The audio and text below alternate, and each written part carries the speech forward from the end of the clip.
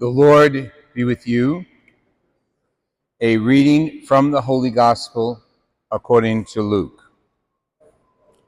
Jesus said to his disciples, "I have come to set the earth on fire, and how I wish it were already blazing. There is a baptism with which I must be baptized, and how great is my anguish until that is accomplished. Do you think that I have come to establish peace on the earth? No, I tell you, but rather division. From now on, a household of 5 will be divided, 3 against 2, 2 against 3. A father will be divided against his son, a son against his father, a mother against her daughter, and a daughter against her mother, a mother-in-law against her daughter-in-law, and a daughter-in-law against her mother-in-law." The Gospel of the Lord Jesus Christ.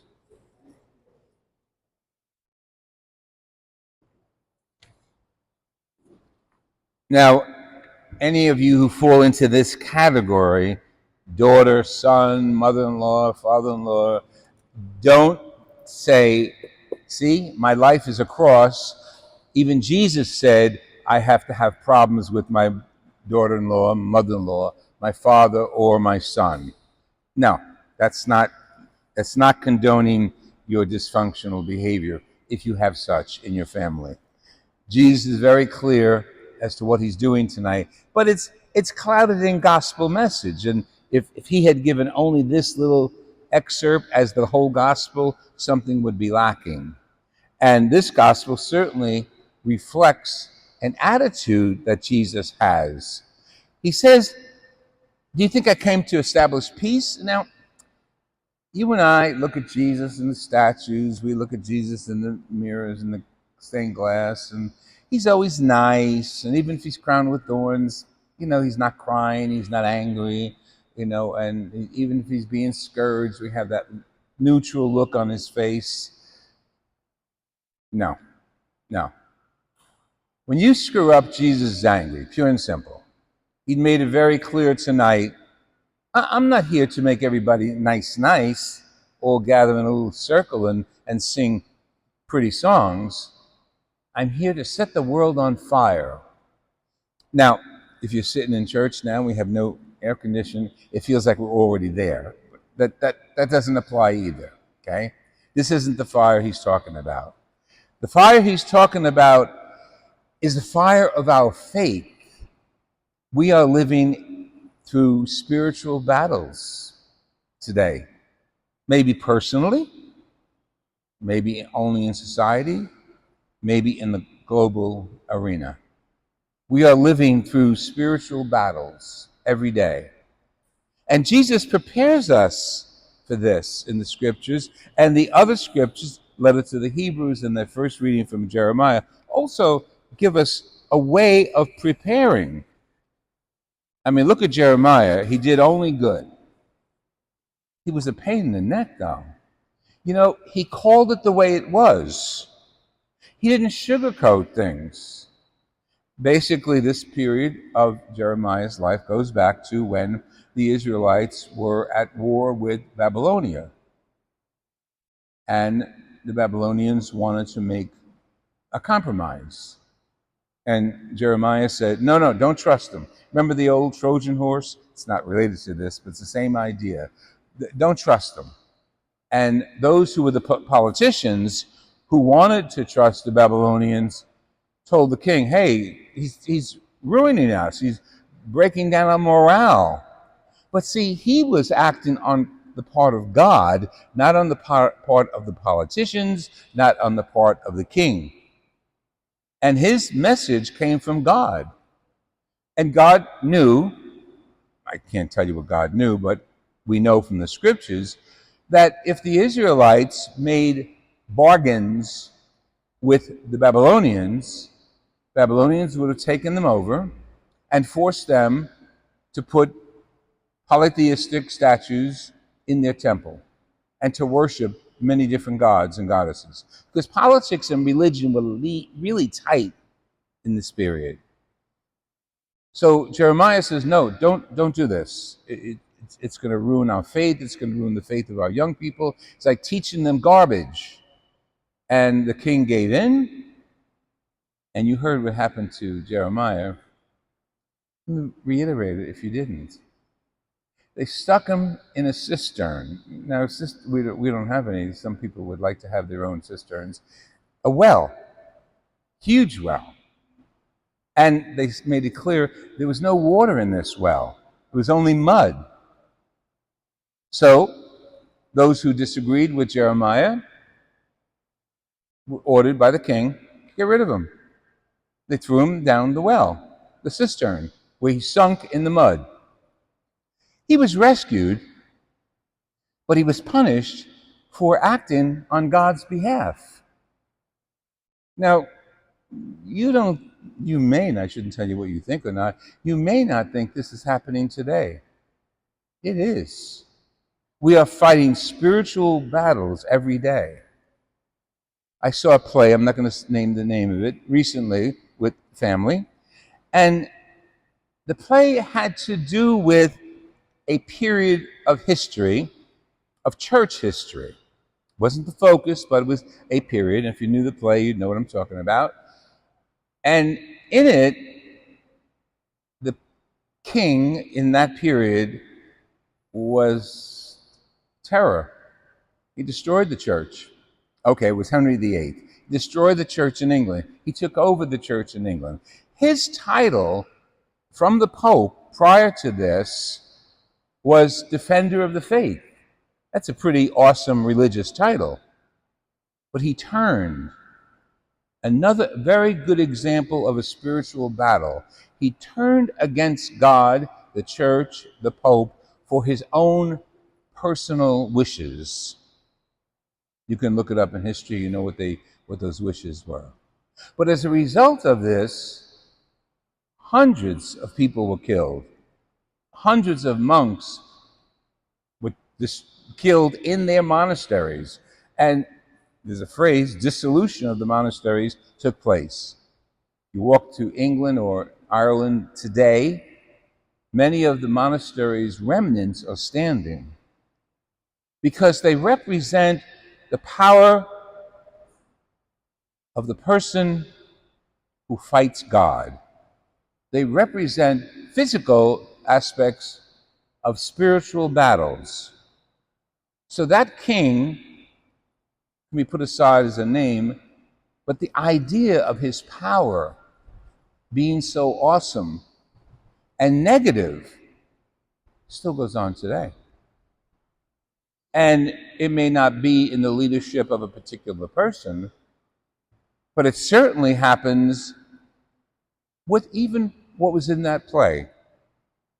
A reference, a comic reference to the dissolution of monasteries, a comic reference to the many ways this king destroyed the Catholic Church in England and brought many people down with him.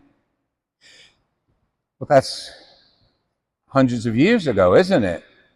Well, I don't know, because today we have a different kind of spiritual battle going on. It starts in our own church. Where are the heart and soul of our church? Where is the future of our church? Remember First Communions? Remember confirmations? God bless you. And remember all those things that happen in the church to our young people? And so many of our young people look upon the church as an anomaly. Like we're out of touch. And they've shifted their allegiance to communism. They've shifted their allegiance to wokeism. They've shifted their allegiance to self. So when Jesus says, don't think I came to make peace, I want you to wake up and realize that I am bringing fire on the earth. And you know what? You and I are in charge of that fire. As people leave our faith or people denigrate our faith, it's up to us to endure and stand up and defend our faith. The letter to the Hebrews reminds us of that. You think you're suffering? You didn't shed blood as Jesus did. He suffered. Your job, all of us as Christians, is to live the faith and defend the faith. And the more we are persecuted, and you know what, this doesn't happen overtly, it happens quietly and sarcastically. The more we are persecuted for our faith, the more we need to stand up and let our faith in Jesus Christ be known to people.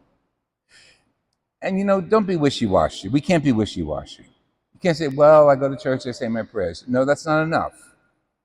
We have to go to church, receive the Eucharist that strengthens us and turns us on to continue Jesus' message of clearing the earth of all falsehood, removing all the nihilism of the earth, removing the vague and often loud attention that is given to negativity, remove the desecration of the church. Does it happen only here in our city? No, it happens throughout the world. We can go online tonight and find out the latest church that was bombed in some foreign country. See, it's still going on. We are in a spiritual battle. And the world looks to you and to me. And I like the fact that Jesus says, you're going to be split. Mother-in-law and father-in-law and sister-in-law. What it really meant in his day was, and Luke is translating this because don't forget, Luke wrote this gospel after Jesus, and he knew that it was related to people who followed the faith, some of whom were turned in by their relatives because they were Christian. Some of whom were sacrificed, their daughters, their sons. And some mother-in-laws and daughter-in-laws probably say, well, it was right, she should have been sacrificed. No, that's not what Jesus is talking about. Jesus is talking about us as we stand up for our faith and be proud of it. And nobody's going to compliment you. Oh, what a good Catholic. They're going to mock you. They're not going to say what a good Christian you are, forgiving, loving, following Jesus and his Holy Mother. No, they're going to mock us. What a waste of time. You're putting all your energy in fake stuff, in spiritual stuff. But we who know, we who are the members of the family of Jesus Christ, know that what we're doing is right. We're not standing up for false politics. I don't care who pronounces it. We're not standing up for false protests, no matter what the issue is. We have to stand up and live our lives as Christians and be ready to suffer. The letter to the Hebrews made that very clear. We're challenged to stand up. We're challenged to take our place in society. It's not automatic. And when Jesus does come back, how are you going to face him? I see you, but it's language. How are we going to face him?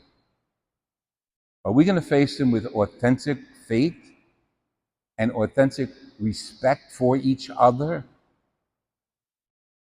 Or go with the crowd? Or go with the newest protest? Or go with the newest argument? We are meant to be people who carry the word, gospel people who teach the word. And we can do it.